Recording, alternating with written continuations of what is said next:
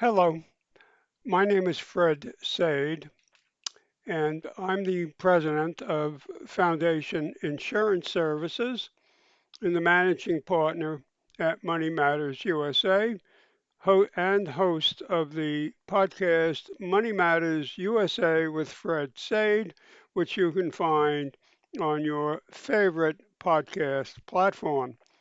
Today, I am continuing the conversation about the Harris Warren tax policy. This is the third version of the conversation. Last night, the CNN taped interview with Vice President Harris was relatively short, and it was extended with campaign footage and advertising. Neither Vice President Harris nor former President Trump provides a solution to the problems facing the country. What are these problems? Well, in my view, they are inflation, tax policy, health policy, how to fund, and if necessary, alter Medicare, Medicaid, and Social Security. Growing the economy, as Trump has advocated, will alter the debt to GDP ratio. However, we cannot grow our way out of the debt. The other problem is the unfunded liability of the three main entitlement programs: Social Security, Medicare, and Medicaid. This problem needs to be addressed right now. Traditionally, presidential campaigns are predictable. Both candidates tack toward the center, so the Democrat moves to the right, the Republican moves to their left, and both candidates try to get to the center of American politics. Question is, as a voter, do you then believe the campaign's rhetoric? And this now brings me to Vice President Harris's plan to reduce housing costs by endorsing Senator Warren's bill to totally change the American tax system. By changing the tax system, Warren wants to fundamentally alter American society so there's no going back.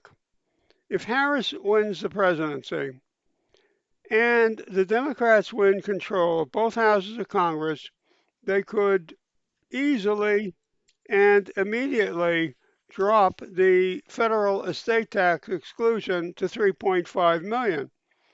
That's a significant revenue pickup. Why should they wait for the Tax Cuts and Jobs Act to sunset at the end of 2025 with a 7.5 million federal estate tax exclusion?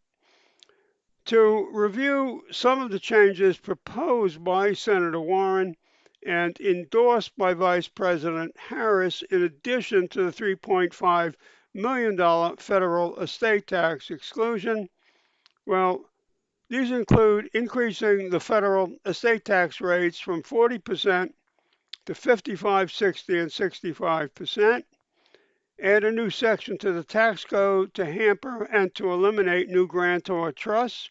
This is very significant. Enact a mandate on grants to limit them to 10 years with a remainder interest equal to or greater than 10% of the value of the assets transferred to the trust. A 10% surtax on estates of more than $1 billion. Enact a generation skipping tax on transfers to the third generation below the grantor of the trust. In other words, you're disinheriting your grandkids. And finally, the final point that I'm going to talk about is to reduce the annual exclusion to $10,000 and limit all annual exclusion gifts to $20,000. Anyone and everyone who will be impacted by these changes ought to consider what they can do to protect their assets, reduce their taxable estates, keep as much control as possible over your assets, and make certain that your income and your assets last as long as you do. It's important to note that Senator Warren's bill will dramatically alter the planning techniques that have been used up until now because the aim is to destroy individual ownership of wealth through tax confiscation. There are several techniques that can be used right now. Simple example, make annual exclusion gifts right now that are not subject to the Warren limits. Even if your approach is wait and see, there are things that you can do right now. There are tools and techniques that are available. Call me on 800-593-8188, 800-593-8188. You can visit our websites, moneymattersusa.net or Wealth Ensure, that's an ENSURE, wealthensure.com. Again, 800-593-8188. The initial consultation is absolutely free. Goodbye for now.